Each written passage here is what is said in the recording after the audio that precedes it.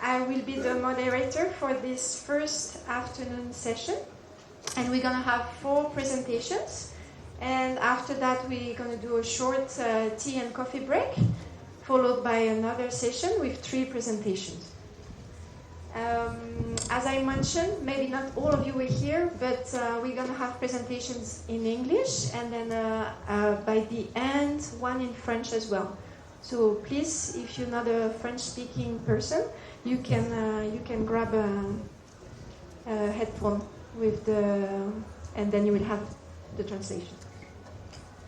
All right. So without further ado, I'm going to introduce the first speaker.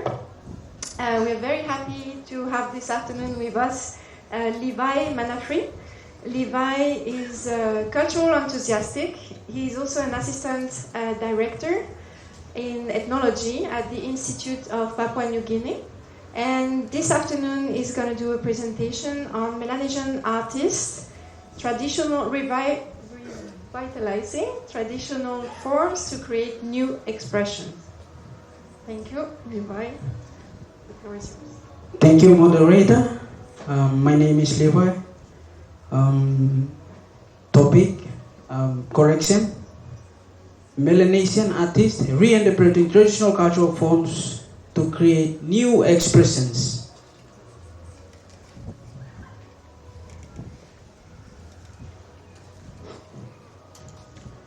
As Melanesia, a region rich in cultural diversity and heritage, has a long history of traditional cultural forms that have shaped the identity and social fabric of our societies or communities. However, in the face of this historical influence and contemporary challenges, the Melanesian artists, yes, reinterpreting these traditional cultural forms to create new expressions that reflects the complexities of our regions, past and present.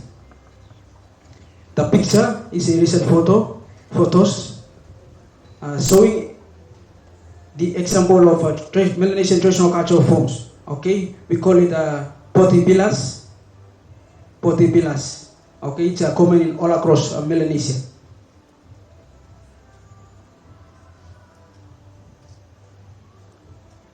Reinterpretation or reinterpreting traditional cultural forms. Yes, Melanesian artists reinterpret traditional cultural forms,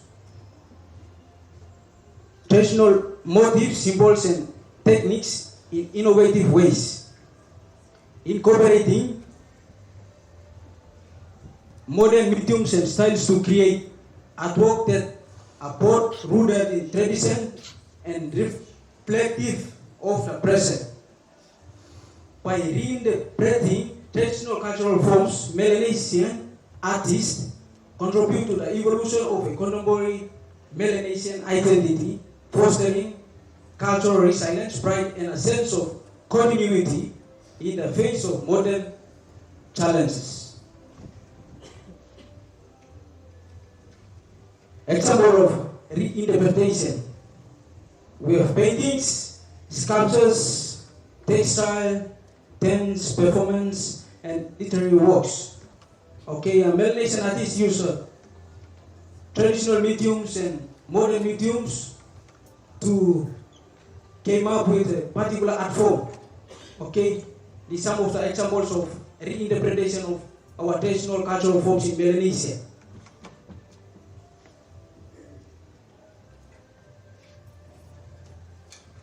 Experimentation and innovations. Yes, experimentation with materials, techniques, and subject matter plays a crucial role in the creative process of Melanesian artists as they reinterpret traditional cultural forms. Melanesian artists embrace innovation by incorporating modern mediums and styles while staying rooted in traditional motifs and symbols, resulting in a captivating and thought-provoking artwork. Okay, the picture shows the traditional fabric packed for a tree and a modern wool used for weaving or making a pillow in our society. okay, materials. They use materials to experiment and to innovate, okay, the innovation. They use techniques, traditional motifs and symbols, as well as subject matter. The collaborative approach. Melanesian artists embrace a collaborative approach, engaging with communities and elders to seek guidance and ensure authenticity in the interpretation of traditional cultural forms. This collaborative process plays a vital role in maintaining cultural context and fostering a deep understanding of Melanesian heritage. We have engaging with communities, seeking guidance from elders. Okay, the pictures, image, the second, the below on the state, re-imprinting a Melanesian artist learning from an elder. Okay, and elderly woman teach a young one to know how to make a pillow, waving. Okay, the traditional methods of making a pillow.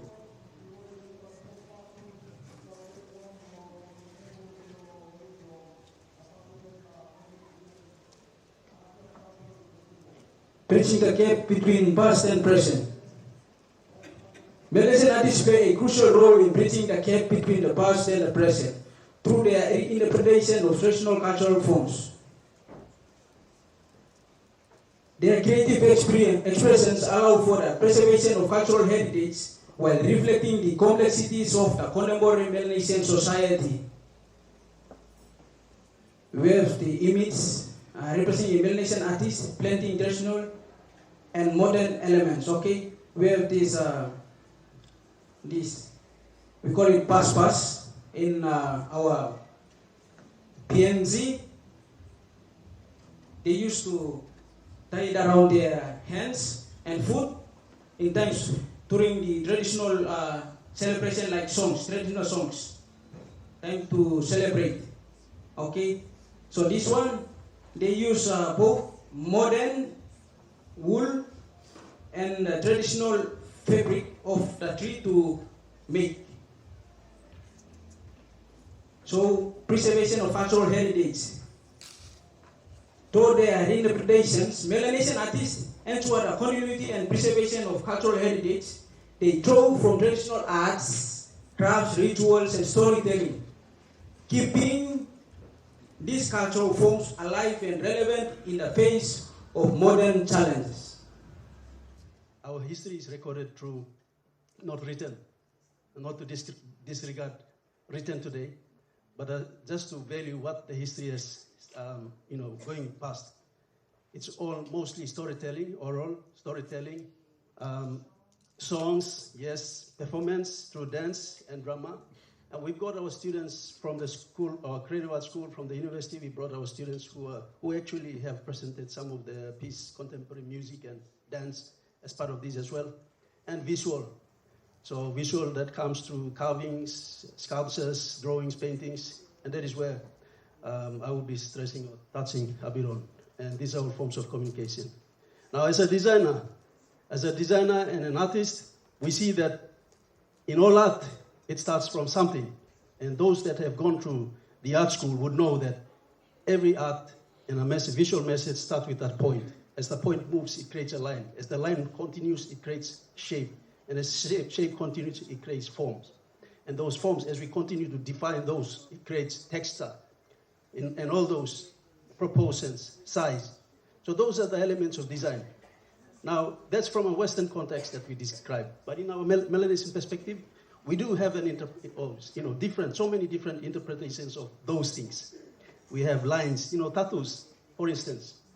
If you go to maybe PNG, the way certain tattoo is interpreted, or the lines that are mentioned, depicted in maybe here, Motu and tattoo, may not be the same as the one presented in New Zealand, Hawaii, or Samoan, Vanuatu, Solomon Islands, and likewise. But the basic concept is the lines and the shapes and the form that they create.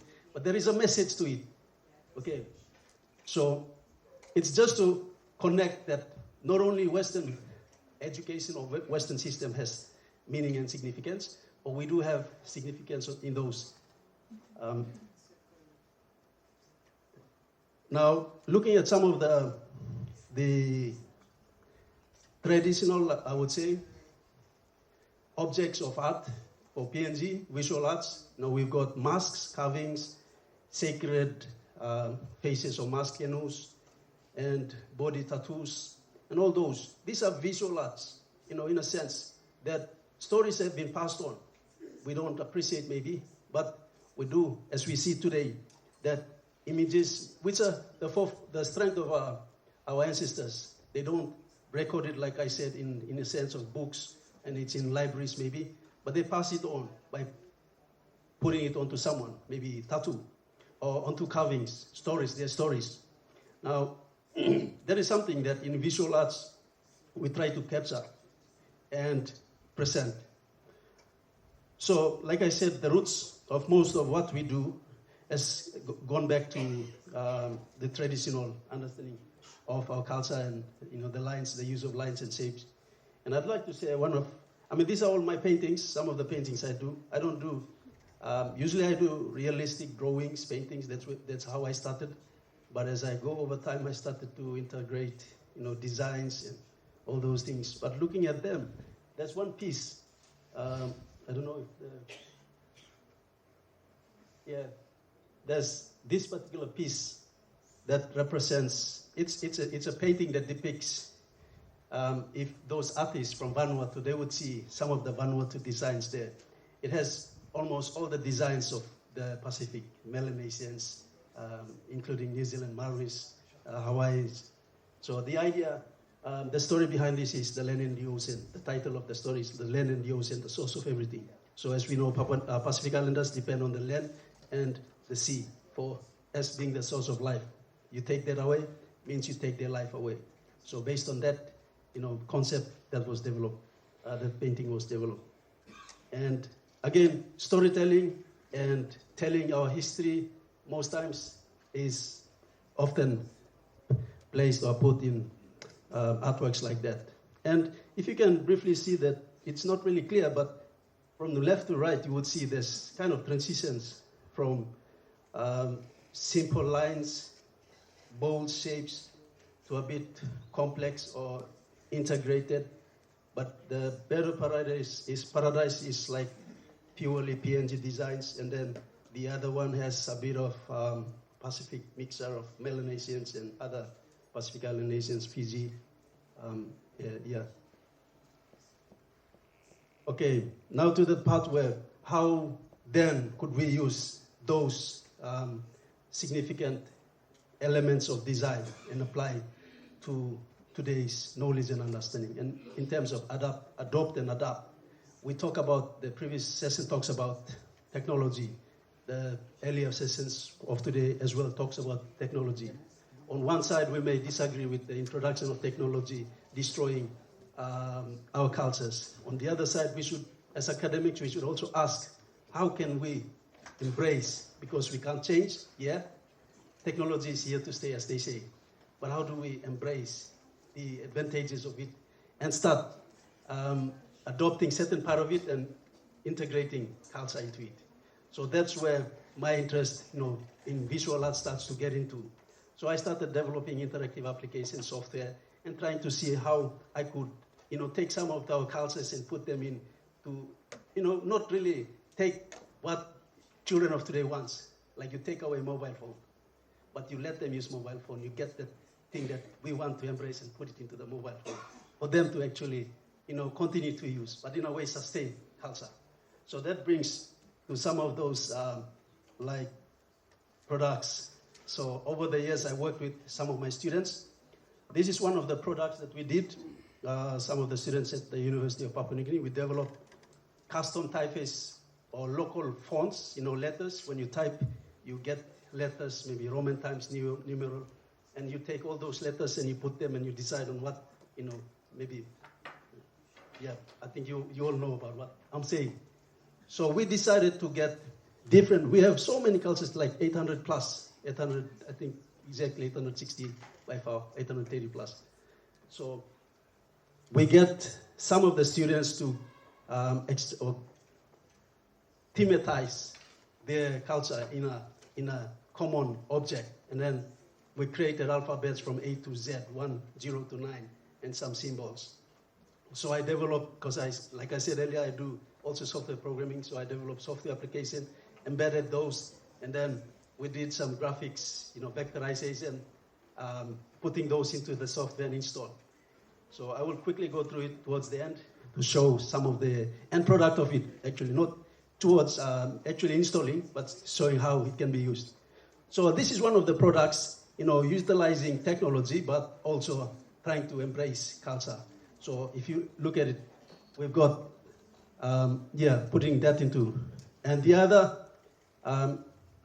in part of exhibitions, I try to change the environment of exhibitions, like art exhibitions in PNG. So we've started doing interactive art where I have, say, a big painting I put, and then there's a computer that, the idea is instead of having, traditional art like the one we can see outside, we want to engage the audience. By engaging the audience, we try to make them feel that they are part of art. Other than just being spectators, that is where the idea of interactive art came. So we have a board, we have a computer set up. So whoever comes, the visitor, the audience comes and touch the board, interact with the art, and actually tries to discover what's there. So through those artwork, you have that artwork, but there is a electronic version, an interactive version that they interact with. And I'll quickly demonstrate it towards them. Beyond that, there is an application that I'm currently working on, and it's called Kinder Pikini Interact, where I'm working with little kids, kinder kids, and it's kind of using language, multilingual language, and some of the traditional designs, signs. The idea is to make them feel part of, because in one of my research, I've noted or realized the findings pointed that having a sense of belonging engages users, especially students of the Pacific Melanesian. And that is one thing that, through that, it motivates me to create a particular application. So having a sense of belonging is one way that optimizes, advances kids. And I developed that application. I'll quickly go through some of them. And beyond that, we now, the future is about getting things to the user. Sometimes culture may be dying. There is this legal copyright aspect of it and stuff. From PNG, we will have our seniors, the delegation will present tomorrow. But the aspects where, the future is about getting things to the user. And as designers, we use what is called design thinking. Design thinking is about a reverse process. We try to look at not in education we teach students, but instead of having students come to classroom, we try to get the classroom to the students. Having audience to the shops, we try to get the shops to the audience. Having visitors to understanding our culture, we try to get the culture in a sense to them. But having presenting it in a certain way so that also be mindful of the legal aspects of it. So 360 and virtual augmented reality, you guys have heard of AR, VR, XR, ER, and those are, probably the future where you are part of that experience. So these are the things that I'm getting into now. My time is running up. There's so much to, actually I'm putting everything into one. This is a couple of other works that I do. So in PNG in 2021, with the support from our government, the University of Papua New Guinea, the National Cultural Commission, we launched what is called the Creative Hub PNG, a project that connects all visual artists. And that is a project that actually displays works of over about 400 artists. And there is a portal that we create a place where artists can showcase, market, a place for them to connect with other artists, connect with other researchers. And that is where, the project that, besides others. So if you don't mind, how many minutes do I have? Okay, I'll quickly go through. Where's the folder?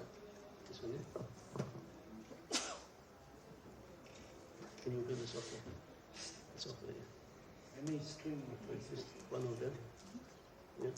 So the Kumul font, the one I talked about, the typeface, is this one. Is basically it's an application where you can just drag the taskbar to the side.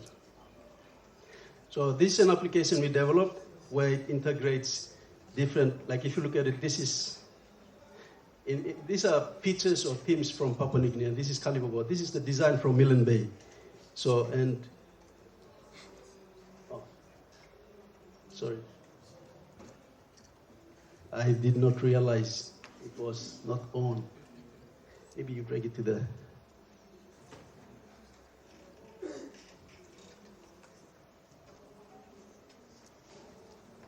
It's probably on the other side.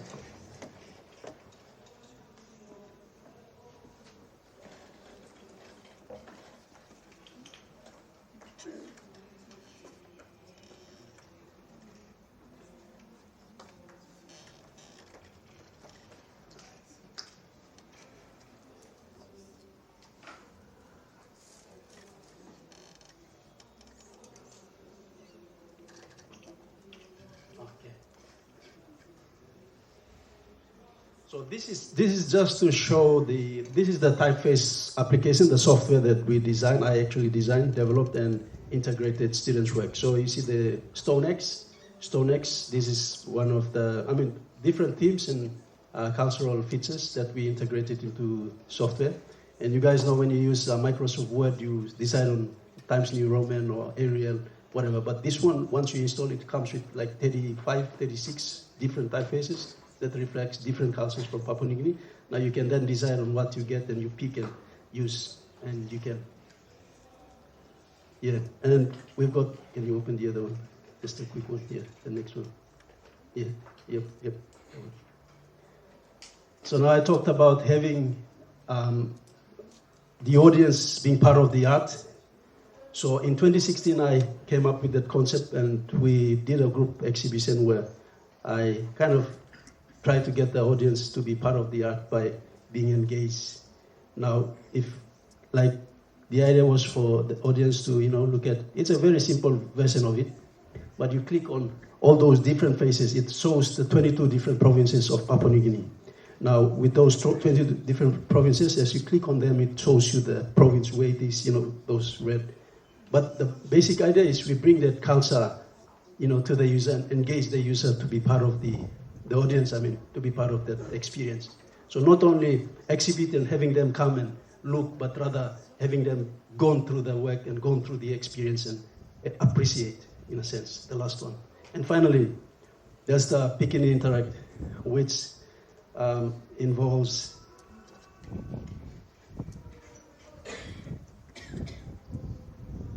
last minute, I guess. So this is the latest application, but if you scroll, ABC, just go to ABC. So the idea is for kids to, go around and interact with the application, but we have captured certain aspects. It comes with sound, it comes with, you've got the sign language there, you've got Braille for those sign specialists, disability and all those. And if you click on that, it's a rich application with all those inbuilt functions and features. And that's it. Maybe we go back to the presentation and let me end.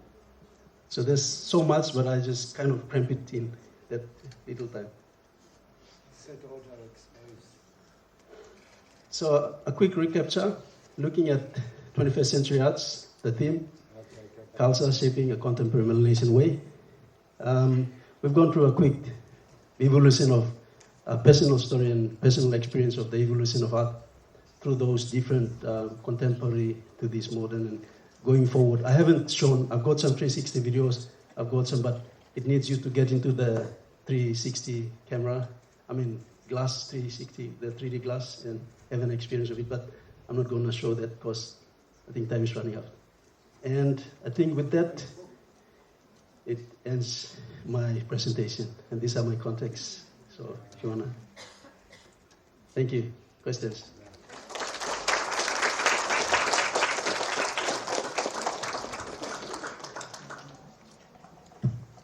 Thank you so much. There was an amazing example of of a great collaboration between art and education and technology. So thank you so much for that. I think you should come here in Vanuatu and do some workshop with us at the university and with the Ministry of Education. I would love to. So now we have a couple of minutes for questions, 5 minutes. The floor is yours. Yes?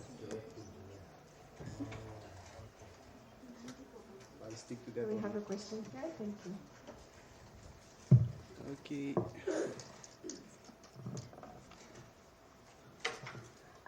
Good afternoon. Thank you, Thomas, for a very empowering presentation. Lo yumi lo site for Melanesia lo digital art. Nimble Milena is now me one Vanuatu, me live in New Zealand. Me chair National Melanesian Steering Committee in New Zealand. We play fight big one block formal recognition for all Melanesians, the yumi all diaspora inside of New Zealand. So me play winning piece. So this year, Lord 2023, November, but me play Paladin first 2023 Bislama Language Week for New Zealand. After Lord 2024, we got 2 official Melanesian languages where Hemi talk Pidgin with him Pidgin. So presentation to you, Hemi really one powerful one where Hemi reminded me of all diaspora inside all international communities that we have a role to play with them all new generations we start coming up. How can we get you to actually come on through to be part of us in New Zealand to really roll out this to the curriculum for New Zealand? Because what's going to happen potentially is that New Zealand adopts a curriculum that recognises our Melanesian countries. So starting from 2024. So that's a big one for us. So thank you, Thomas. Thank you. I appreciate the comment and input. Yeah, thank you. It's just a comment, yeah? No, just a comment. I may have missed, but yeah, I thought you might be asking me for something like a question. But it's just a comment. We're here. I'm here. If you guys need, some. Any other questions? We can connect. Or comment? No karaski ma. We have right here.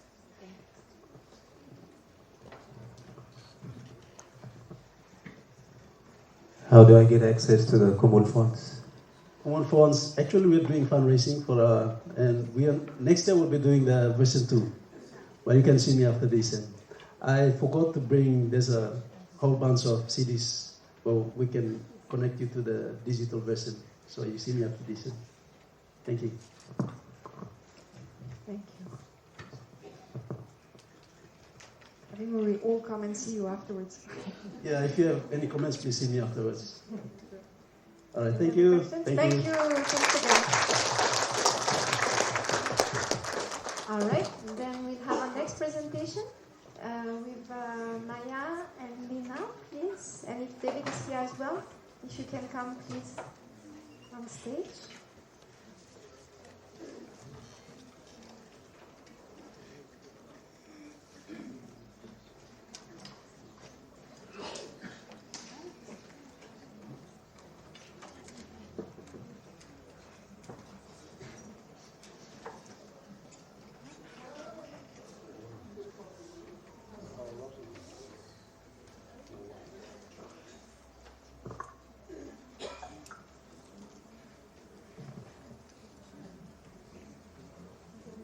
Okay, sorry. So our next presenters, so they're going to be 3, but actually they're talking on behalf also of other artists. So we have here Lina from the Bastian Foundation, Artist Foundation. Then we have Maya Haviland from the National University of Australia. And we have David Malo, who is also an artist. And they're going to talk about a project that they're doing, making a research-based graphic novel about negotiating creative art and custom in Vanuatu. Sorry? Maya.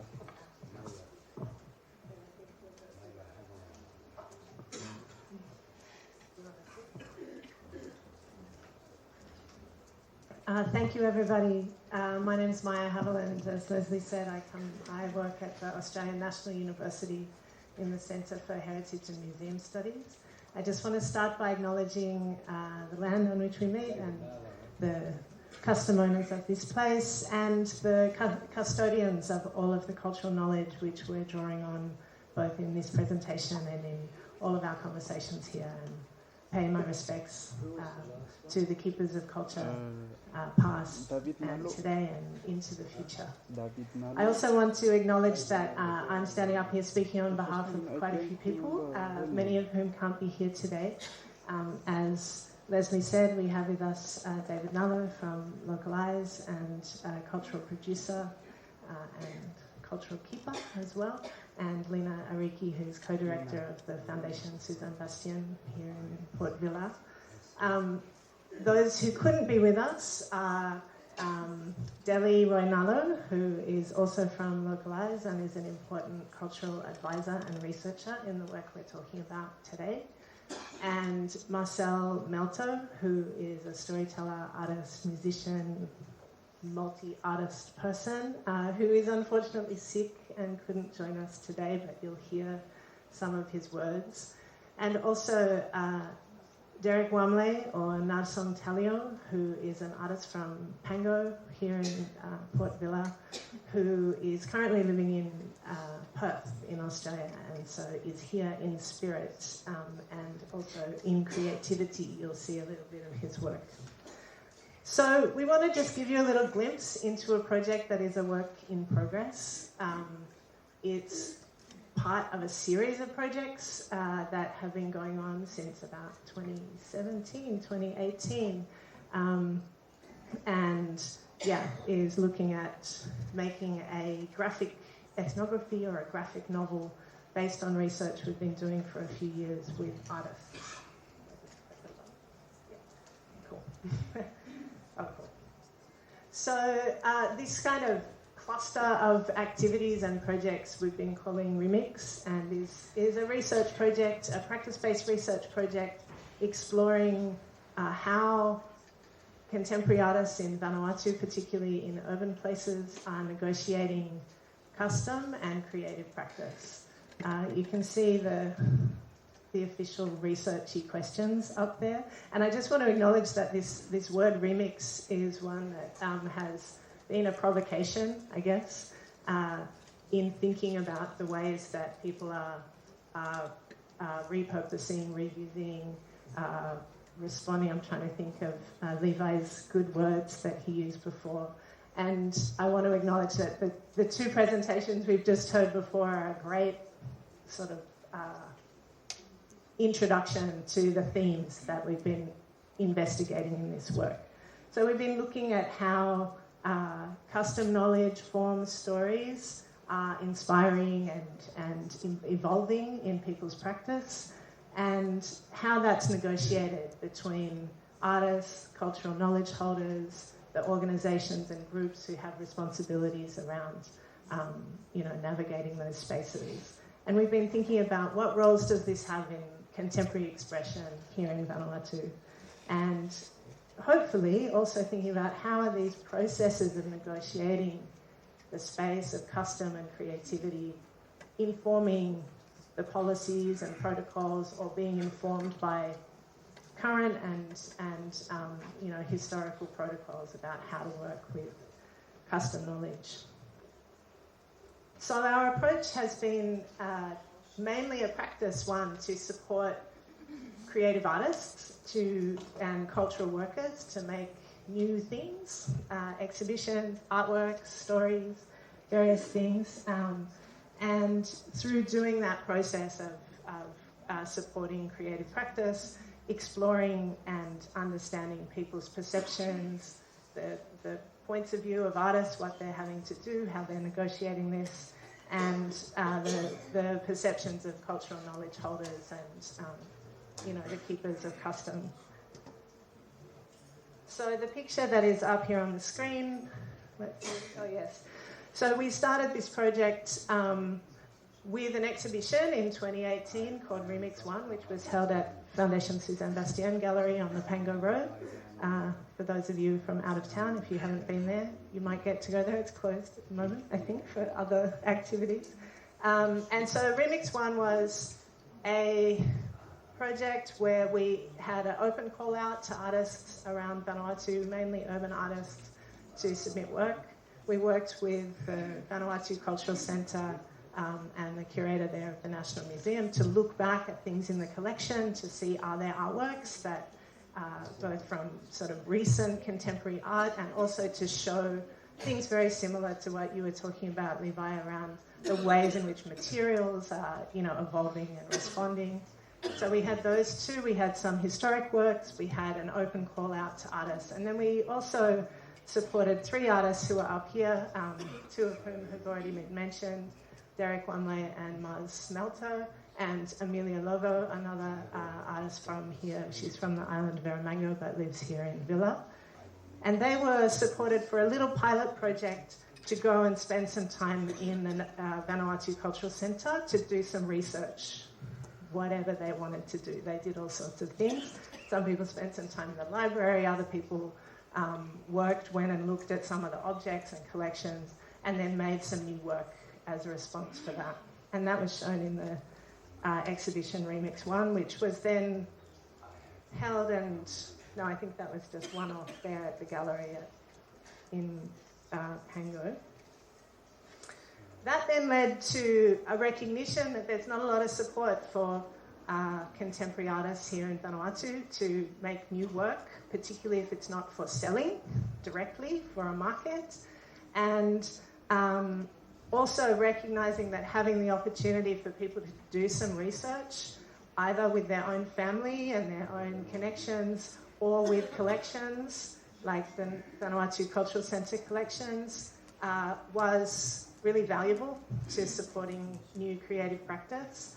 And so in collaboration with Foundation Bastien and the Vanuatu Cultural Centre and some other researchers, Siobhan McDonnell and Margaret Jolly at the Australian National University, we put together a project called New Yam, Vanuatu Artist Fellowship, which was a year-long fellowship for 8 artists, all of whom were based here in Port Vila at the time.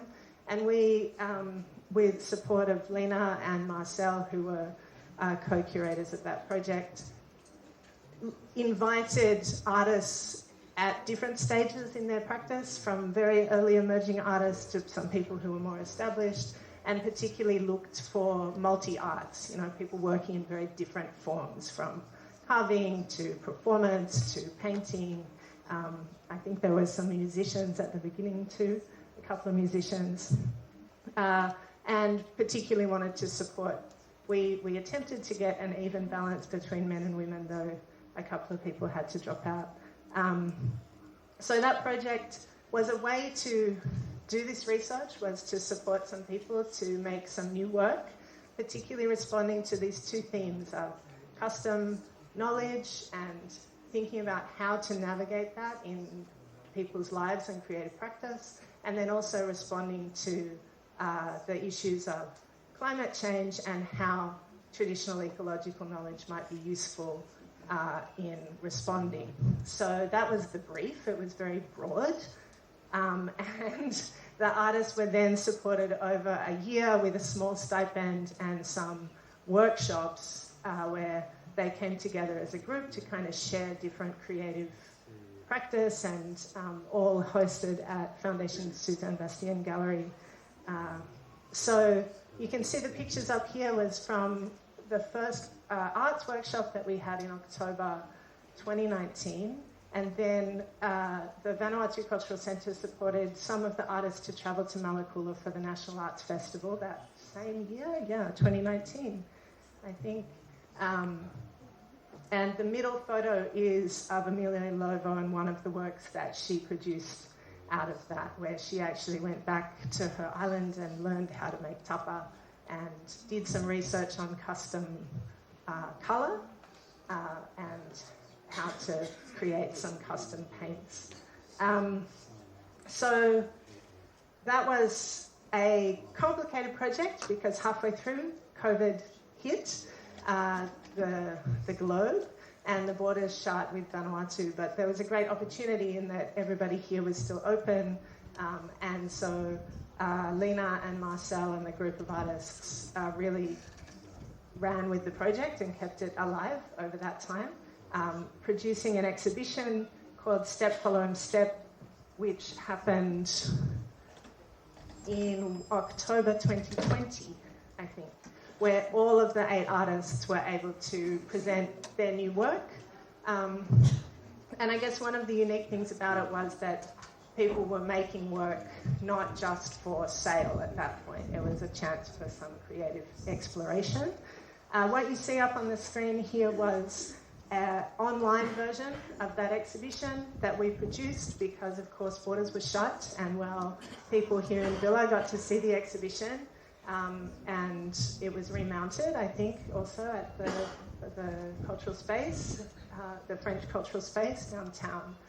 We were aware that there was a limited audience by the nature of the timing.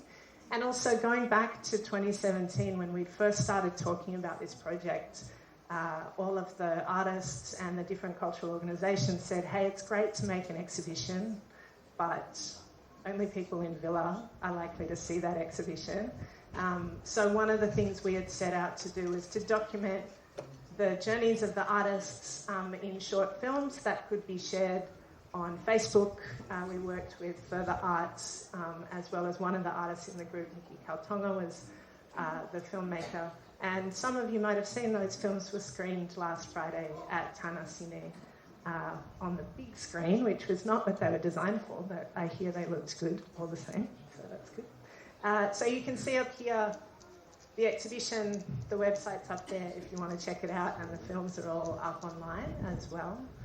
So over this period of time, we were able to learn a whole bunch about what the processes were that different artists of different stages, men and women, younger, more middle-aged, with different kinds of ties back to their ancestral islands, their families and communities, what they were going through to navigate this process of drawing on custom knowledge and creating so-called contemporary art, what we call contemporary art. And in many forms, music, performance, visual art. Then, because COVID had happened, we didn't all get to hang out together for a while, which has good and difficult impacts on collaborative processes.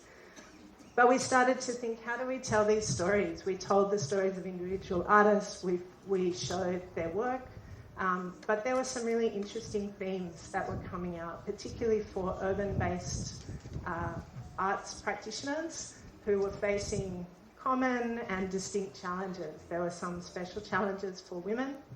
There were particular challenges for young people. And so we started to think, how do we share this knowledge?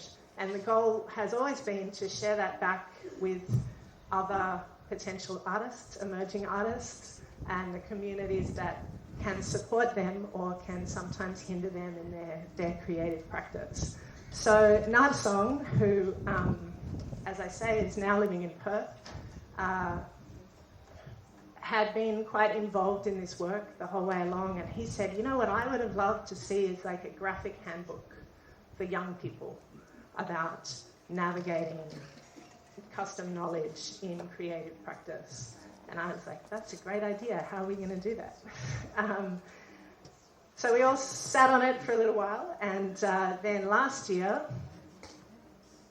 a small group of us got together for a workshop here at Foundation Bastien, where we started talking about what were all of the themes that had come out of these stories and the lived experiences. I should also say, so Deli Roynallo is up here in a couple of places, I think. And throughout 2020 and 2021, she'd also been conducting interviews with David and others up in Santo with artists and cultural practitioners and some chiefs as well on this theme of how people were negotiating creative practice together. So we had all of that material as well. One of the young artists, I'll just show this one, Gideon Arudali, who's in the red there, had really sadly passed away right the month after the first exhibition. And we were all very conscious of wanting to honour his experience and his story, and that there was a lot of, complex things, but also Gideon wasn't with us anymore to be able to give his consent for his story to be told.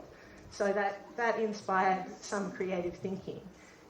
So what we decided to do was to come together. You can see these themes. I don't know if it's big enough, but Delhi over here is identifying who are the people that we felt as a group really needed to access some of the knowledge from the research, particularly young people, their parents, educators, leaders in communities who can make all the difference to supporting people to, have an artistic and creative practice.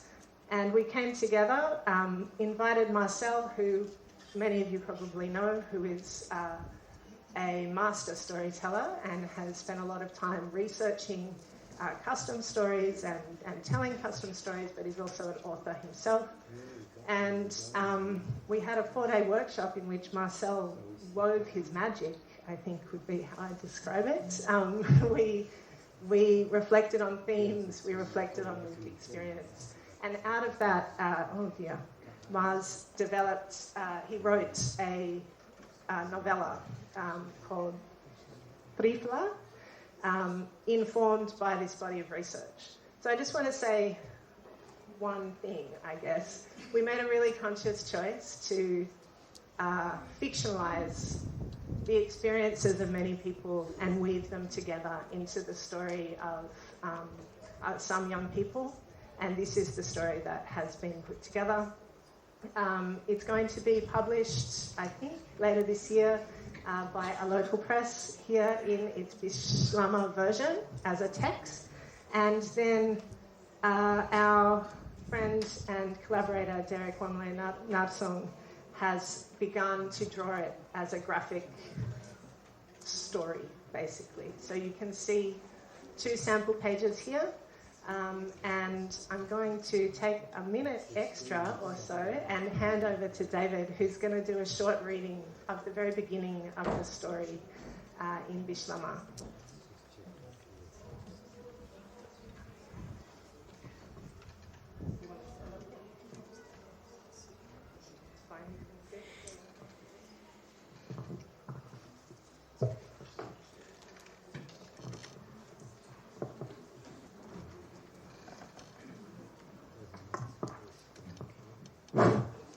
First of all, I want to apologize because I'm not a master storyteller like Marcel is. So Marcel should have done this reading, but he's sick. So I apologize in advance, but I'll try and do my best for him. So this is just the beginning of a sample of the story that you're seeing up there. And I will just read scene 1 and scene 2. So part 1, scene 1. Place dark, one fire light. One abu itok-tok. Fire we light lon nabanga. Fire we stimimol branch. Strengthen them stampa. Fire we yolem type storian. We foltar long sora. Fire we take them together, everyone. Long mood, long dream. By mass light iko. Long shining road. Ol tok-tok istabi ko lo ting-ting lo wan yankel. We get up slow lo Bethlehem. He looks sun through the window. Pusmuat kaliko.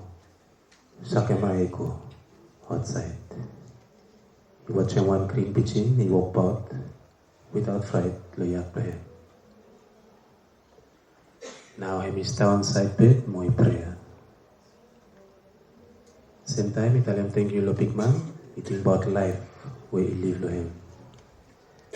Mama he clean lo house lo one businessman. Papa he lego house. Also mama is tell him, and he go from Apple after he no more come back. He remembers before him with the mama, he been live long, Sarakata long Santo.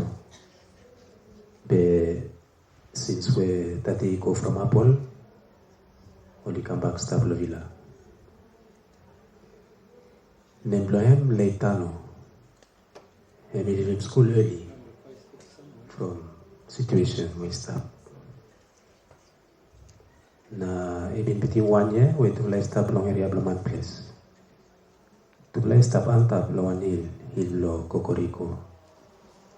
Place where to lay live lo you can plant the house where only building lo kapa or half cement half kapa. Some house ipulum tapolen lo kapa nga pokota. Also one mark where hurricane ileko stop. Scene 2. Long house. Later no, you come out long one small room. We come around them. More one big lamati later on the floor. With one tray, we one calico item. Mama blame stop the fire. Stop cooking hot water. Water is stop boil. Na it round them some leaf aranisiko. Good morning, Elblumi. You sleep good? Yes, me sleep okay.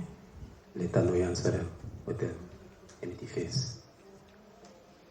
But you sabi ko no stop, want suka. Ena, mani ena. Okay, straight. End of scene 2.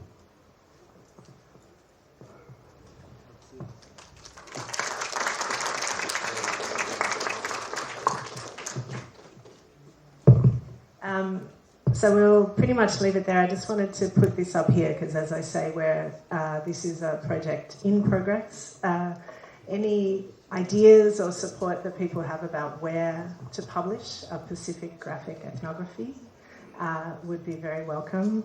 And we're also, the work of drawing the artwork is incredibly time-consuming and complex. So, any support and donations or tips are very gratefully received.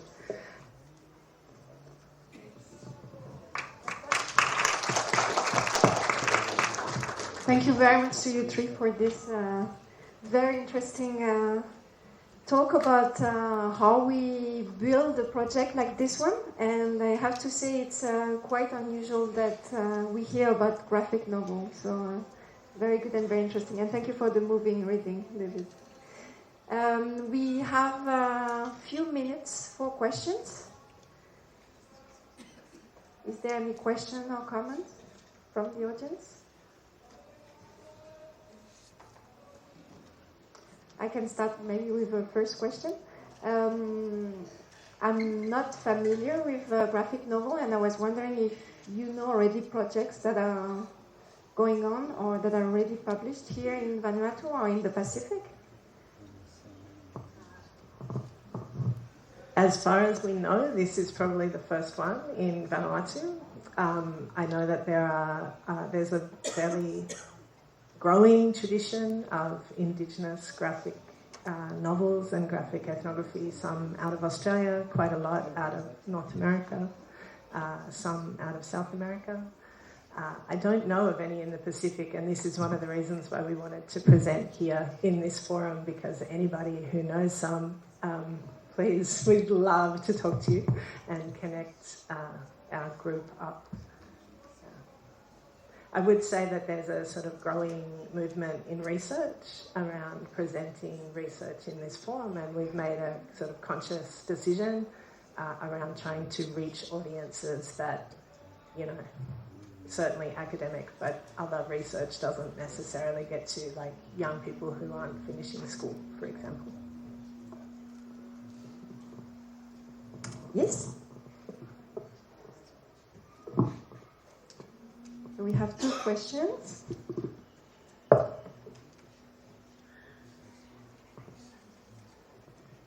Thank you, Thomas, back again.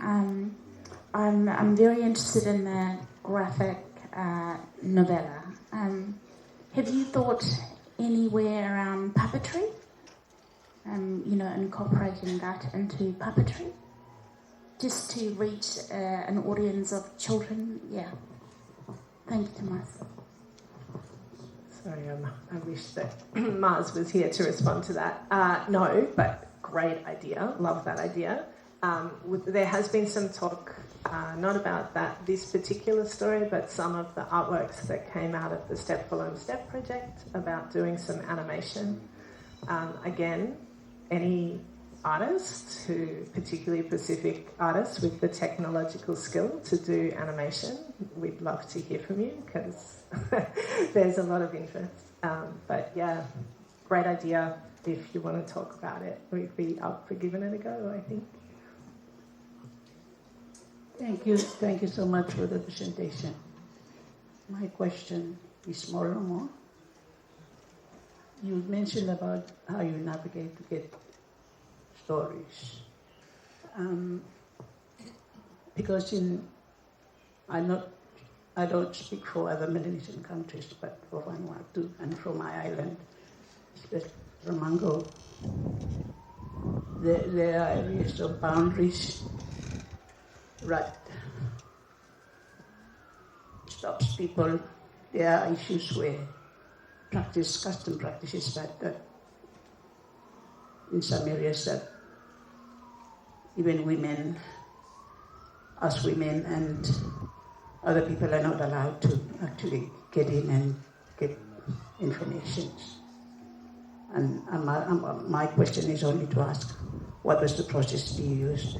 Even though you had already mentioned that you actually got the information from Cultural Center. I'm just worried about that area. And if we go to other islands in Vanuatu, there are customs that bans and the taboos that are there also, and that we should take note of. Thank you.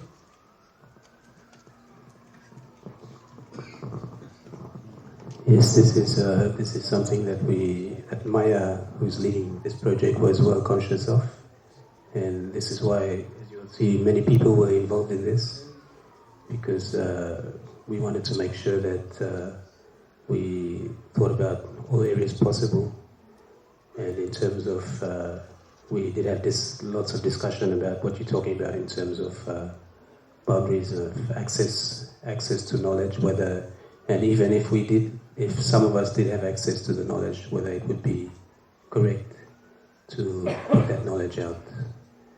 And so, yeah, we spoke a lot about that. And in fact, we now have a final version of the story, but before we got to that final version, we had a lot of discussions and we cut some things out that we thought might not be right to put out. And we wanted to make sure that whatever came out was something that the young people could identify with, but also had enough cultural content to be influential in some ways and right for us as Vanuatu. But yes, we in terms of what was deeply cultural, we sort of stayed out of that because it becomes a bit more complex. And I mean, even just making one something also, I mean, new thing is after tram putum straight custom inside by heart. So I mean, contemporary, I mean, no really, even though you mean use some background lo also have blame be when we putum I mean more also modern, when we mainly one urban setting, story I mean one urban setting, be me talk about ability blo yang blame blo kopak mo karam save lo rural lo place lo home lo ground. Thank you, David. Thanks to you three. Thanks, Maya, Lina, and David. Big round of applause for them, please. And we are coming to our last presentation. So please, I'm going to call on stage Elatiana, Pablo, and Wika for last presentation from Kanaki, New Caledonia.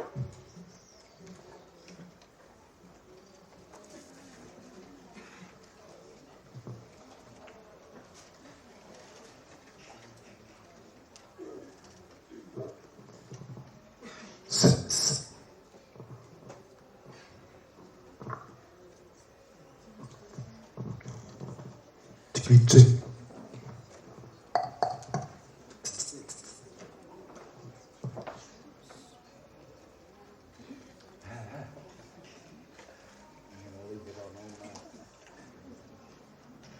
Hello everyone.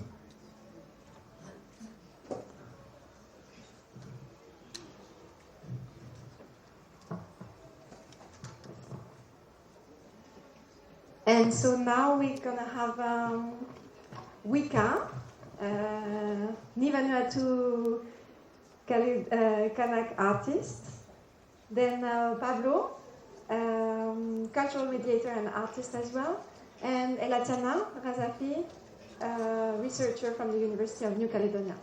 And the presentation is entitled Hip Hop, a platform for social recognition and performances of cultural mediation. And it's going to be slides in English, presentation in French. So please, if you do not understand French, get a headphone, because you will have a translation. Yeah. All right.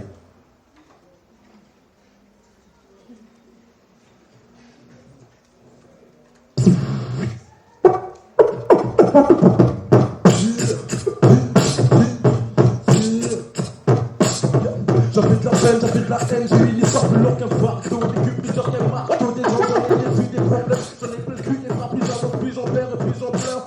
J'écris avec ma plume et je garde ma coutume, j'écris l'espérance et j'oublie l'influence, c'est sans les malheureux, vivons aussi longtemps qu'on peut. La vie, je la vois pas passer mes conneries, je vais pas défiler une pensée à ta papa de là où tu es. Je sais que tu protégeras de tous ces jeux-rats, ne jamais oublier dans la vie, on peut. Peu importe les conséquences, le plus important, c'est comment tu vas te relever. Wika. Et Matiana. Pablo. Voilà. Merci à tous de nous accueillir ici aujourd'hui. Je vais monter pour la présentation. Pardon. Vous venez de voir une démonstration de beatbox et de rap, qui sont deux des piliers du hip-hop, une culture qui compose 5 piliers. Donc il reste aussi le grave, la danse et le DJ. Notre prise de parole aujourd'hui propose un geste de réconciliation entre l'urbanité et l'océanité. Notre discours, c'est une approche compréhensive sur le hip-hop calédonien.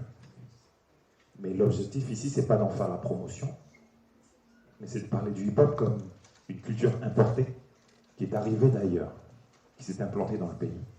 Et surtout de parler de gens qui ont trouvé un refuge à l'intérieur. Des jeunes qui, par la suite, qu'on a étiquetés de déracinés, parfois délinquants, mal perçus, de par leur pratique artistique, mais qui ont trouvé dans le hip-hop une forme de sécurité culturelle et un sentiment d'appartenance au sein d'une communauté. Notre perspective, elle croise donc le scientifique et l'artistique, et notre propos ici, c'est de redéfinir le hip-hop comme une culture refuge, une culture d'accueil, et qui en cela répond à 2 besoins identitaires, la reconnaissance sociale et la médiation culturelle. So as Pablo just put it, we really want to offer a counter story, but a peaceful counter story. We are standing here with embodied and narrative standpoints because each of us has personally experienced and witnessed hip-hop as something empowering. We are migrants, members of minority communities, and we ourselves, Pablo, Wika, and myself, were once tagged ruthless.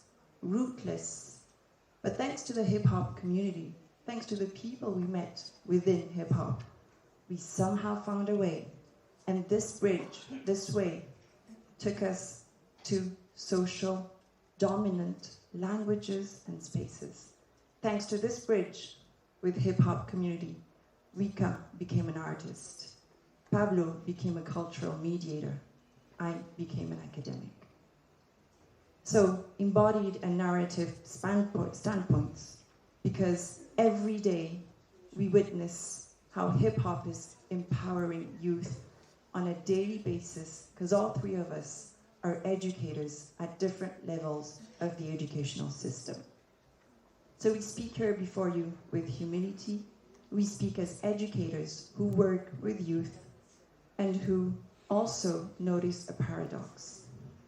In this paradox, we see hip-hop as something widespread with a lot of youth inside, but at the same time, it's something that is contested, sometimes by elders.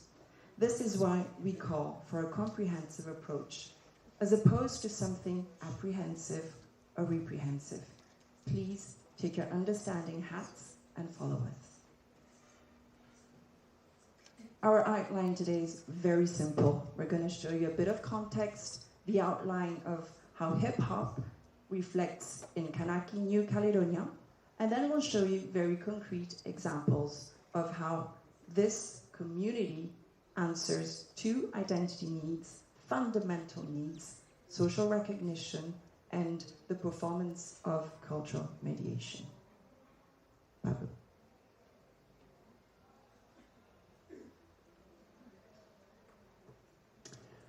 On parle donc d'une culture importée. Comme vous le savez, le hip-hop, c'est une culture qui est née aux États-Unis dans les années 70, qui est arrivée dans le Pacifique Sud plus tardivement, dans les années 80, 90 en tout cas, en Nouvelle-Calédonie, avec, on l'a constaté, entre les années 2000 et 2010, qu'on nomme l'âge d'or du hip-hop calédonien, on a remarqué une phase d'émergence et de structuration qui donnera les fondations du mouvement actuel.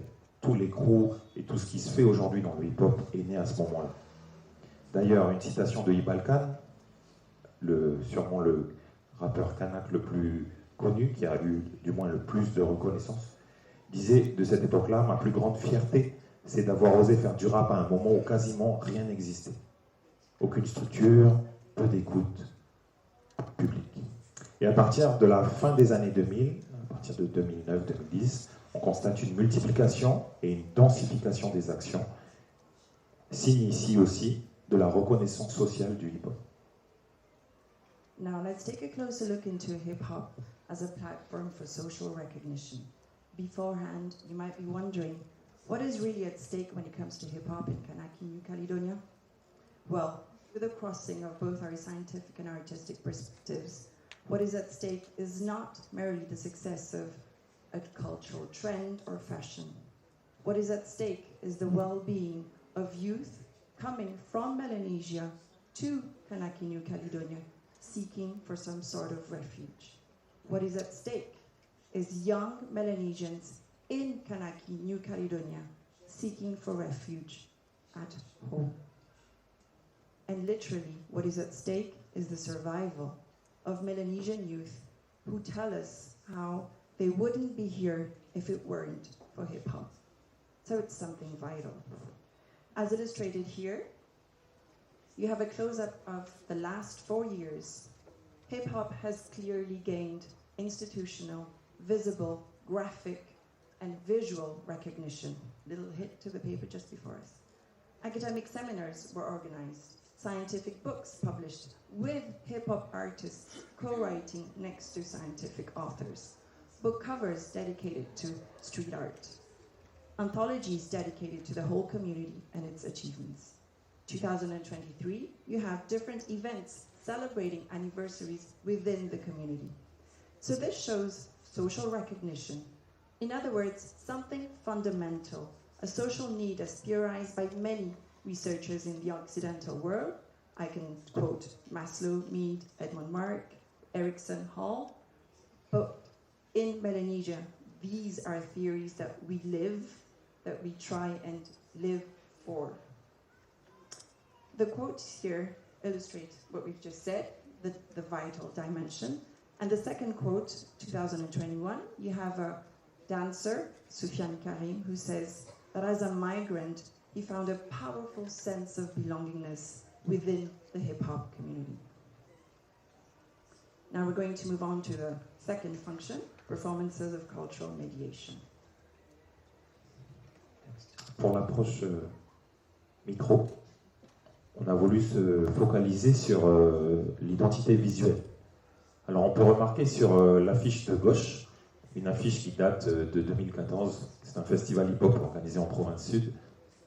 Il n'y a aucun élément de l'identité calédonienne, de l'océanité dans cette image. On remarque que ce sont des danseurs pris d'une banque d'images. On a donc ici la culture importée, la culture globale que l'on retrouve partout.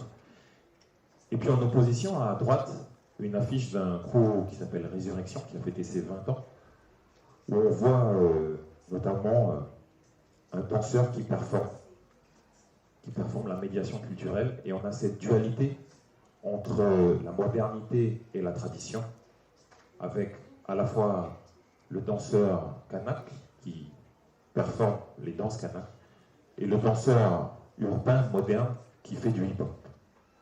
Voilà.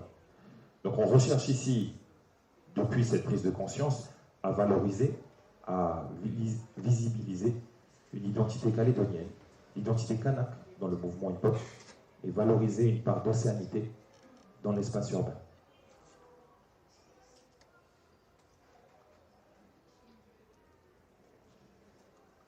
Pour l'approche micro, on s'est focus donc sur un rappeur du nom d'Ibalkan, qui est un rappeur originaire de Djéou, comme je l'ai dit.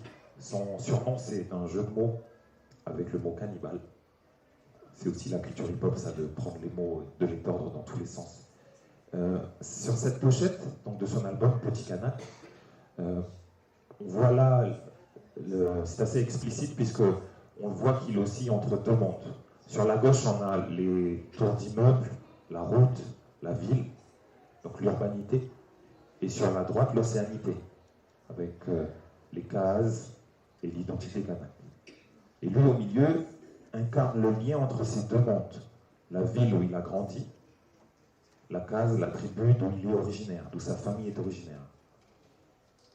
Et après 10 ans d'ailleurs, Ibalkan, après 10 ans de rap, de reconnaissance,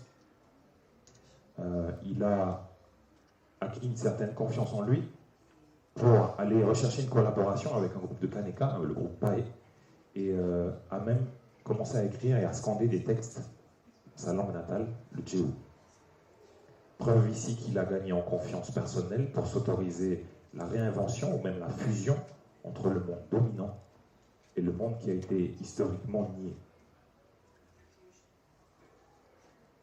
On both macro and micro levels, we sketched out a pattern that explains the capita of hip-hop. This three-step pattern, we're going to show you how it follows out. But in order for you to grasp the substance of hip-hop's capita, maybe a few words, we have to realize that when we talk about hip-hop as a community, we're dealing with a community that has no bloodline to keep pure, a community that has no color to select, to preserve, no language to impose, and no land to kill for. This might explain the efficiency of hip-hop and also its vulnerability. In KNC and worldwide, everyone is welcome, and in urban contexts, identity needs are met. Everyone can find some sense of belongingness. And this is what firstly brought us to redefine hip-hop as a cultural refuge. It provides a safe space, especially for minority or those who are minorized because of their identities. The next step is the building of self-esteem. Hip-hop and the way it works, the mechanisms, encourages youth to perform their know-hows in one or several of hip-hop's disciplines: graph, slam, rap, breakdance, DJing, beatbox. And this is the key element of hip-hop in our analysis as a cultural refuge. It provides a public platform, whether in the streets or now in institutions. And on these platforms, youth can develop impressive skills, technical skills, that are not taught in schools as yet. They require commitment, daily and long-term hard work, self-discipline, and there is competition, but stimulating competition. Hip-hop provides platforms for ruthless and rootless youth to showcase their own problematics in their own words. Thereby, they gain social recognition. All in all, we have observed that once artists have gained enough self-esteem and social recognition, they feel more legit to go on a new quest and try and know more about their roots. What is Oceania? What are my languages? What have my parents not been able to teach me? What do I want to say about my arts, cultures, and languages, but in a plural repertoire? This pattern shows that in KNC, Kanaki, New Caledonia, hip-hop is not a sign of disruption. Hip-hop is not a sign of a lost generation, as we sometimes hear. Modern and traditional cultures, or so-called modern and traditional, they come together, they're bridged with a whole range of skills and creative performances that show us cultural mediation.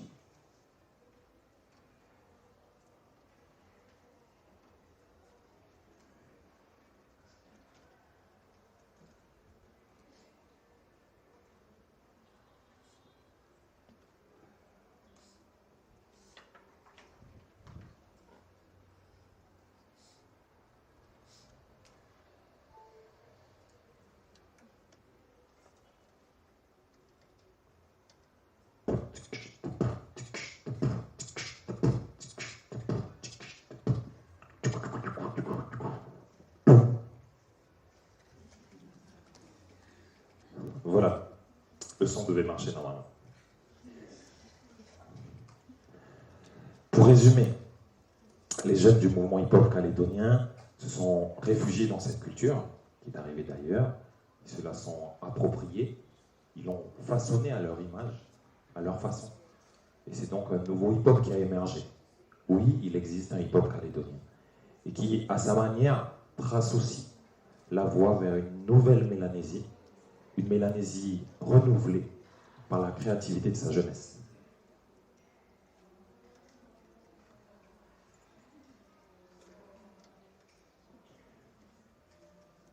Pour conclure, nous allons laisser la place de nouveau à Wika.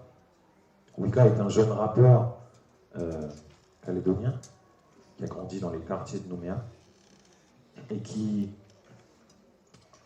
outre le fait qu'il fasse des concerts, qu'il travaille sur un album, qu'il fasse des clips vidéo, il donne des cours d'écriture et de recherche de flow dans divers espaces culturels du pays.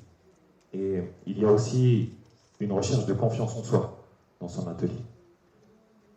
Et donc, nous laissons la place à Wika pour un texte final. Calédonie, c'est mon petit pays habité de plusieurs ethnies, doté d'une très belle nature et peuplé de plusieurs cultures.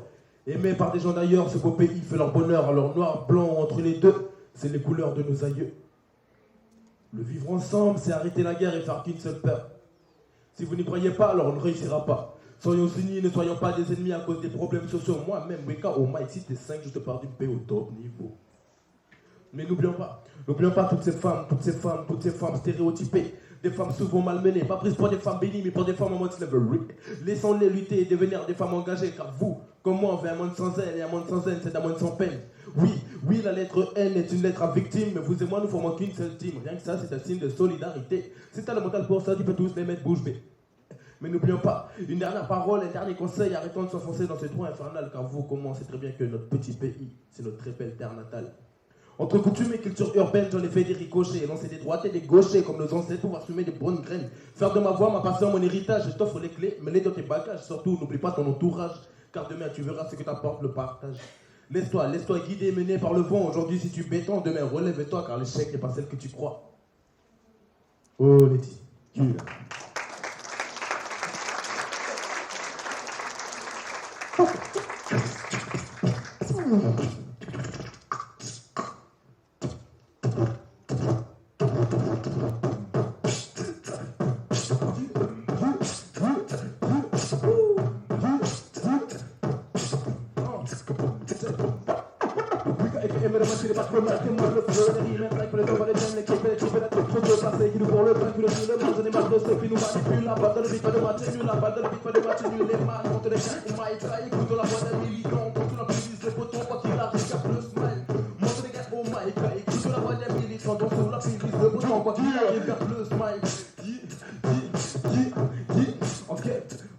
Dans la cité, j'ai commencé, oui, aujourd'hui, rien n'a changé. Assis, baby, le mec, tu reconnais, mec, c'est sans se fait kiffer. Oui, t'en fais pas, c'est pas fini, c'est des belles de jeunes filles, dans un million de souris.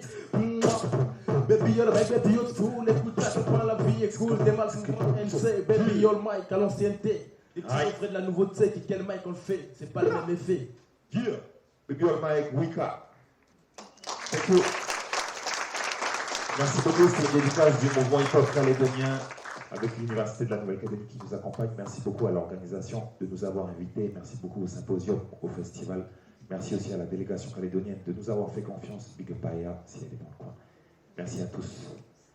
Oleti à Tchahwatch. Thank you, Thomas.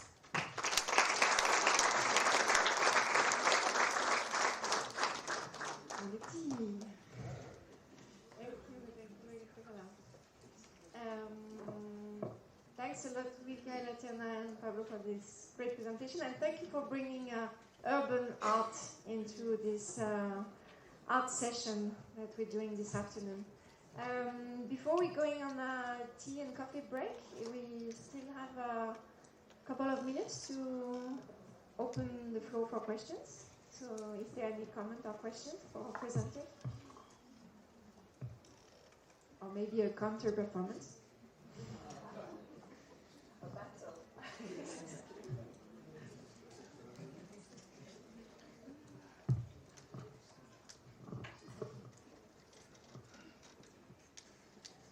J'ai posé la question en anglais parce que je m'exprime mieux comme ça. So the question is now that hip hop in New Caledonia is old enough, and now that you have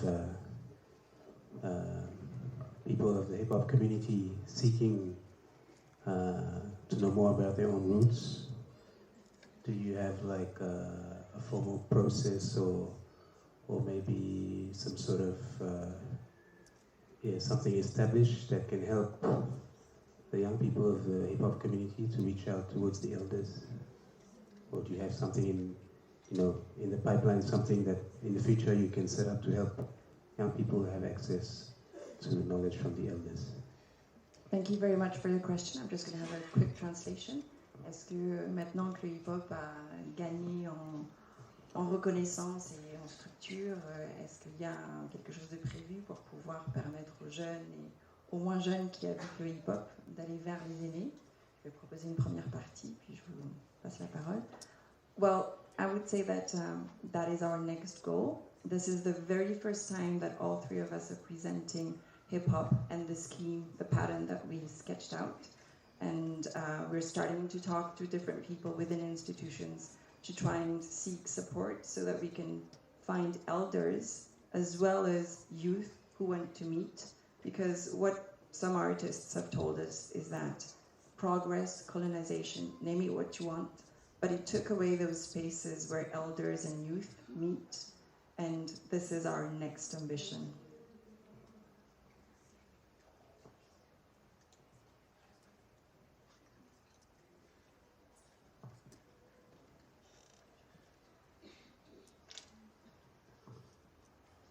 Pour faire une tentative de réponse, les aînés ont toujours regardé leurs enfants qui pratiquaient avec une forme quand même de bienveillance. Je parle des papas et des mamans qui avaient des enfants qui ont pratiqué ça. C'était pas souvent le cas, c'était pas toujours le cas, mais ça est arrivé aussi. Et on a vu dans les fin des années 90-2000 arriver donc ce mouvement qui a commencé à se structurer. Et les jeunes étaient invités dans les travaux coutumiers, dans les kermesses, dans les mariages, pour faire des démonstrations de hip-hop. Donc je pense que ça a fait partie des premières reconnaissances aussi des aînés envers les plus jeunes. Mais il est urgent effectivement que les plus jeunes se retournent vers leurs anciens pour en toute humilité, s'approprier aussi tous les savoirs que les anciens peuvent leur transmettre et voilà, parce que on construit un monde tous ensemble. On sait le travail qu'ont fait les anciens, les grands frères, les papas, et voilà. Le propos ici, c'était de dire que souvent on a pu percevoir des signes de tension ou des regards peut-être, ou des sentiments peut-être un peu malveillants, parfois, du fait que cette jeunesse-là, qui s'est appropriée du hip-hop, est grandie en ville, et non pas en tribu ou en terre coutumière. Donc voilà. Mais effectivement, il est urgent que le dialogue se renoue. Merci, en tout cas, pour la question. Merci. One more question? Before we go on a break? Comment? Or we can continue the discussion around the coffee? Yes, let's talk with the coffee break. Thank you, everyone.